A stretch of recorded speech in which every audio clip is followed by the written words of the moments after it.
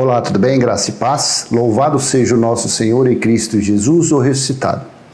E o irmão fez esta pergunta no comentário do YouTube. Olá, paz e graça. Quais são os 5 reinos citados em Daniel 7? Então, meu irmão, eu vou passar o meu entendimento a respeito desse contexto. Esse capítulo 7 é um capítulo escatológico. É o capítulo que fala sobre os ocorridos no juízo de Deus, dentro dos muros de Jerusalém. Fala sobre os 10 chifres e que no meio dos 10 chifres sobressaiu o chifre pequeno. E esse chifre pequeno era superior, era mais arrogante, era mais perverso do que todos os outros. Quem era esse chifre pequeno? Quem foi o chifre pequeno? Foi o general Tito, que comandou o exército romano para cercar Jerusalém e executar o juízo de Deus, executar a vingança de Deus, executar o derramar do cálice da ira de Deus contra quem? Contra o povo de Israel, contra os israelitas, que durou a metade de uma semana, a metade de um tempo, 1260 dias ou 42 meses, todos esses dá 3 anos e meio. Meado de 66 ao ano 70 foi o juízo. Mas mesmo assim, eu vou fazer uma leitura, não de todo o capítulo 7, e a partir do versículo 15, aí a gente vai fazer uma leiturinha aqui, em cima disso eu vou passando o meu entendimento. Isso daqui está em Apocalipse, está em Mateus, está em Lucas, está em Marcos. Então, se eu fosse fazer aqui como que fala, um estudo mais profundo disso, é horas de estudo.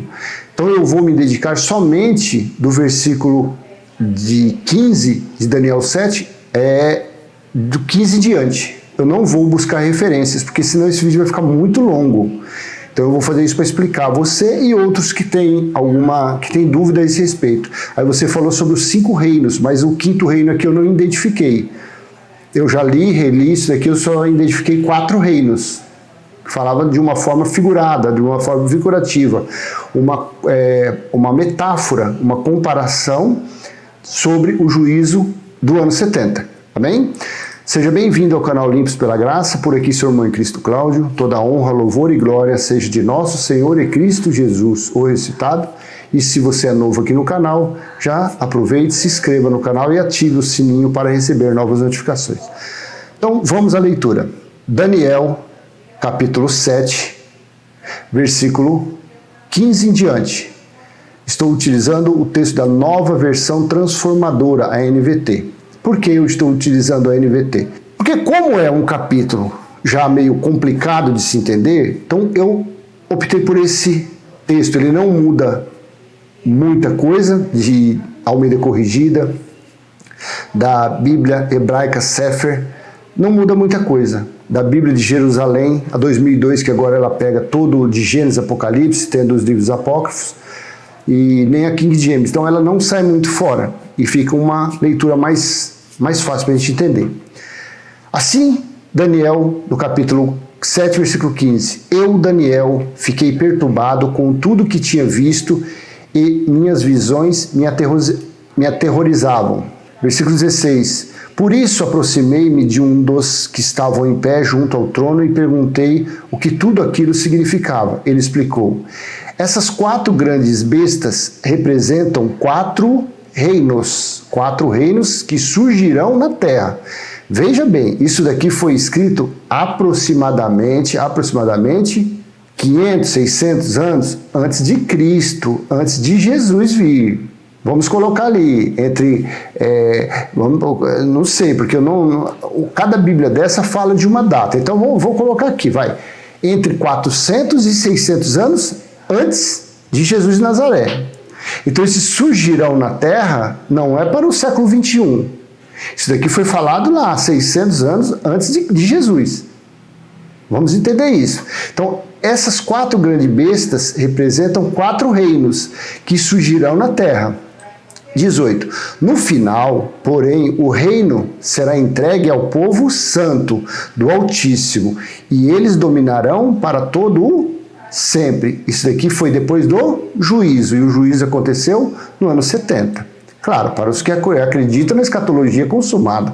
Para os futuristas, isso daqui é um enigma, isso aqui é uma coisa que não aconteceu ainda. 19. Então eu quis saber o verdadeiro significado da quarta besta. Então eu quis saber o verdadeiro significado da quarta besta. Tão diferente das demais e tão aterrorizantes. Olha o general Tito aqui. Olha o homem da perversidade. Olha o filho da perdição aqui. Olha o homem da iniquidade aqui. Então eu quis saber o verdadeiro significado da quarta besta. Tão diferente das demais e tão aterrorizante. Ela havia devorado e despedaçado suas vítimas com dentes de ferro e garras de bronze e esmagado os restos com os pés. Pega isso no literal e aplica isso na 10 mil pessoas ouvindo. Isso daqui é um enigma. Isso daqui é um ser demoníaco, é um ser mitológico, é um ser gigantesco, é um inimigo que luta, vai lutar no Armagedon contra Deus e demônio e pombagira e Satanás e tal. Isso aqui no literal. Mas pode ter ela havia devorado e despedaçado suas vítimas com dentes de ferro? Pode existir um ser com dentes de ferro, garras de bronze? Veja, isso daqui é algo metafórico, é uma figura, é um enigma. 20. Também quis saber sobre os 10 chifres. Olha aqui os 10 reis. Está lá em Apocalipse, capítulo 13. Qualquer hora dessa eu vou falar sobre isso. Também quis saber sobre os 10 chifres em sua cabeça e o pequeno chifre que surgiu depois e derrubou 3 dos outros chifres. Esse chifre parecia mais forte que os demais e tinha olhos humanos e uma boca que falava com arrogância.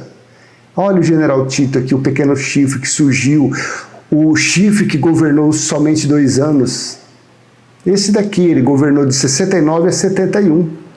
General Tito. Versículo 21. Enquanto eu observava, esse chifre guerreava contra o povo santo de Deus e o derrotava. Aonde estava o povo santo de Deus quando participou da guerra, da batalha? Em Jerusalém. E quando foi isso? No ano 70. E quem era que comandava o exército romano que cercou Jerusalém? Era o general Tito, o chifre pequeno. Ele era mais perverso do que os outros. Ele chegou a ser mais perverso do que Nero. Depois veio um mais perverso que ele, que foi Domiciano, que fala a história, mas aqui não é o caso. Então, enquanto eu observava, esse chifre guerreava contra o povo santo de Deus, o povo eleito de Deus. Quem era? Quem era esse povo que havia sido escolhido por Deus? Não eram os israelitas? Não foram os escravos tirados do Egito? Então, e a guerra dos romanos não foi contra esse povo em Jerusalém? Versículo 22. Até que o ancião, o Altíssimo, veio e pronunciou a sentença em favor do seu povo santo. Então chegou o tempo de o povo santo tomar posse do reino, que foi o juízo de Deus. Jesus disse aos seus discípulos: vocês que participaram comigo, vocês sentarão nas 12 cadeiras para julgarem as 12 tribos de Israel. Foi assim, foi no juízo de Deus essas coisas. Esse povo santo que tomou posse do reino foi o povo santo os que sobraram daquele terço, quando veio o juízo de Deus dentro de Jerusalém. 1/3 foi levado escravo, 1/3 morreu e 1/3 passou pelo fogo para ser purificado como ouro e prata. Esse foi o batismo que João Batista disse: eu batizo com água, porém virá um mais poderoso do que eu, que batizará com fogo e com o Espírito Santo. O batismo do fogo foi o ano 70. Os que foram purificados como ouro e prata. E o batismo no Espírito Santo, que foi o batismo quem nasceu depois da cruz. 23. Depois ele me disse: a quarta besta é o quarto reino, que dominará a terra, e será diferente de todos os outros. Devorará o mundo inteiro, pisoteará e esmagará tudo que estiver no seu caminho. Esse quarto reino foi uma representação do general Tito, foi uma representação da quarta besta, que reinou o mundo qual? Habitado. Naquele tempo, quando deveria ocorrer o juízo de Deus, ele reinava, porque ele foi um instrumento na mão de Deus. Por isso ele deveria ser poderoso, ele deveria ter o poder, para poder ter força para comandar o exército e praticar a vingança de Deus contra o seu povo. Por eles ter sido, Jesus disse isso. Vocês dessa geração pagarão todas as contas, desde o sangue de Abel até o de Zacarias. Falou a vocês ali, a eles ali daquela geração. Depois me diz, a quarta besta é o quarto reino. Você entendeu?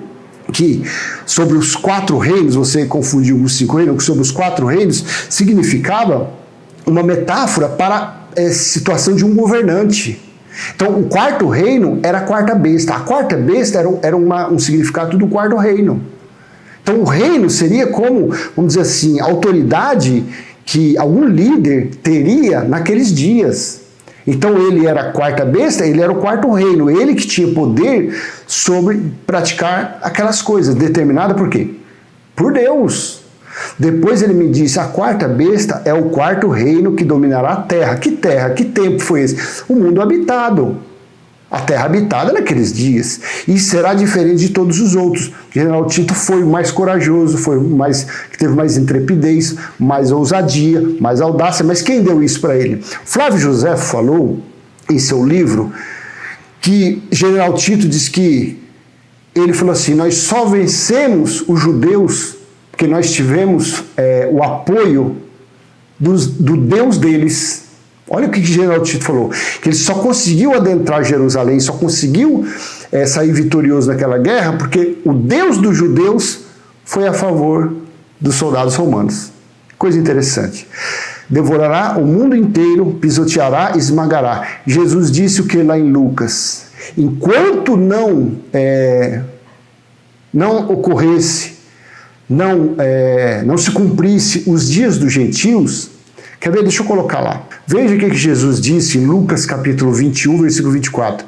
Serão mortos pela espada ou levados como prisioneiros para todas as nações do mundo. E Jerusalém será pisoteada pelos gentios até que o tempo deles chegue ao fim. Veja, então aqui diz assim, ó, devorará o mundo inteiro, pisoteará e esmagará tudo que estiver a seu caminho. Quem fez isso? Os gentios.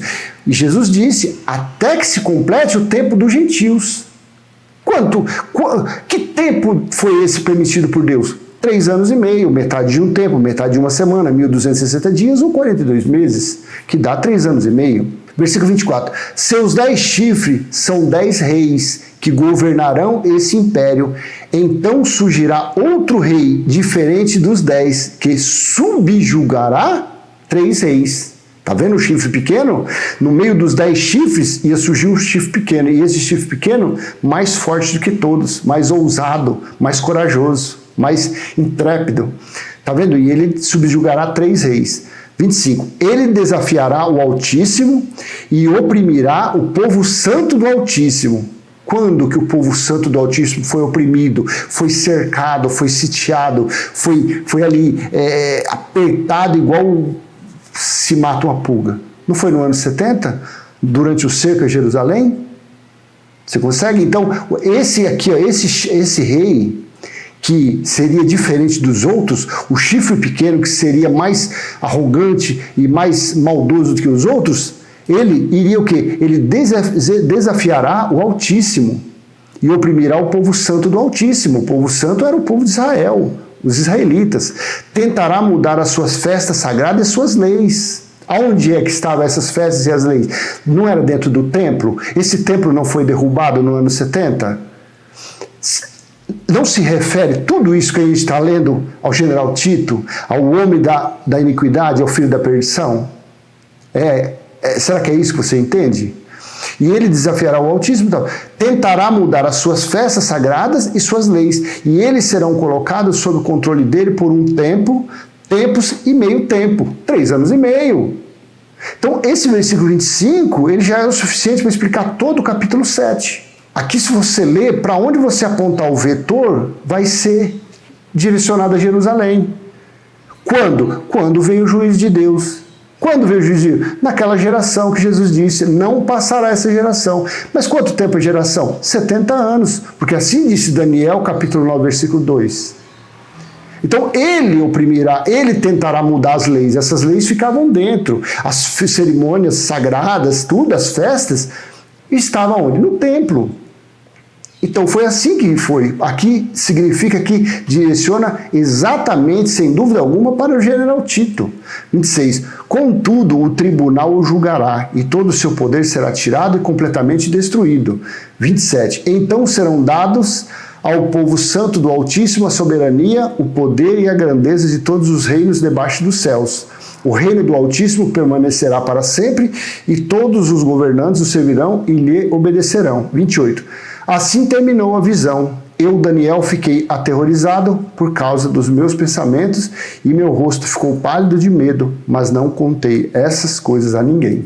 Então assim foi o meu entendimento a respeito da dúvida do irmão, que ele falou sobre os 5 reinos, mas que na verdade são 4 reinos. E esses 4 reinos foi uma metáfora, foi uma figura de linguagem, uma comparação, enigmas, para que nós entendêssemos hoje, aqueles que Deus quer que entenda, porque nem todo mundo, você chegar nesse capítulo 7 e dar na mão de um teólogo, ele vai buscar na arqueologia, na geologia, na futurologia, no sambalologia, e vai explicar, não, esse rei foi o reino da Pérsia, o reino da Grécia, o reino do Xingó, o reino do Caxangá e tal.